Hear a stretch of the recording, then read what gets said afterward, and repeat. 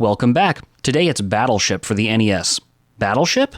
Yeah, Battleship. It's a two-person game in which the objective is to be the first to sink the other player's ships. The game is played on two pairs of grids in which each player uses one grid to track their own ships and the other grid to track the other player's ships. Each player places their ships wherever they choose, and the ships have different lengths and names. We've got the carrier, the battleship, cruiser, the submarine, and the patrol boat. However, previous versions of the game had the destroyer as only 2 pegs and a cruiser as 3 pegs with nothing called the patrol boat. During gameplay, the players take turns attacking the other player's ships. To do so, the player calls out the grid position using the letters and numbers indicated on the grid. The opposing player will indicate whether the attack was a hit or a miss, and then the attacking player will use the red or white pegs to mark the result. Once a ship has received the correct number of hits, the player should announce that the ship has been sunk. The game requires honesty on the part of both players in order to be fun. The original versions of Battleship used pads of paper and went by other names, but in 1967 we got the Milton Bradley version most people think of. In 1977 we got Electronic Battleship, and in 1989 we got Electronic Talking Battleship, so if you ever just need someone to talk to...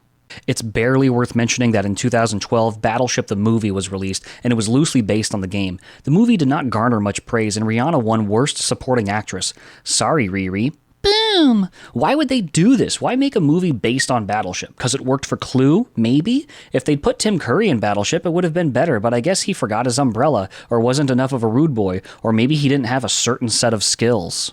But an NES game? How is this going to be possible? The second player guy isn't here in this void, and even if he was, we would be able to see each other's ships on the screen and just cheat.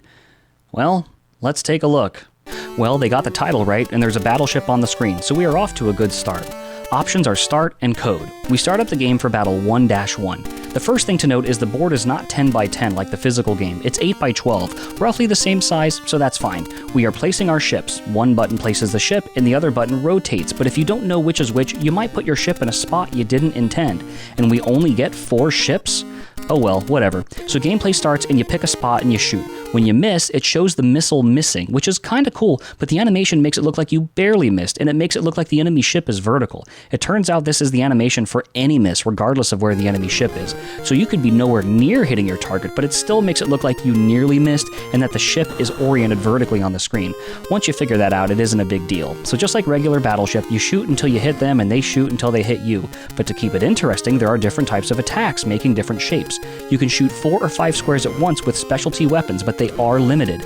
Now that I know about these, it makes sense to just use them first thing in battle, since you're more likely to find the other ships sooner. The opponent manages to take out one of my ships first, but I get them back quick enough. We get down to the end where we each have 1 ship left, and his is the smallest of the 4. I take him out and win the round, and we are given a passcode. Then it says Battle 1-2, and we start to place our ships, and it's the same 4 ships, so you basically do the same thing. I was wondering if the enemy layout is the same if you replay 1-1, and it is not. I don't know if it's randomized or if it is based on your layout somehow, but if it's truly randomized and there isn't a method of cheesing the system, this could make for some interesting world record runs. Anyway, 1-2, 1-3, 1-4, and 1-5 are all pretty much the same thing. I like the idea with more than just single-shot attacks, but is this it? After 1-5s, it moves on to Battle 2-1, and this time, the first ship we place is a little submarine that takes up just 1 space. Dang, that changes the game up quite a bit. Until you hit that one-piece submarine, every little square is a possibility. But outside of that, it's pretty much the same as before, but I like this change-up.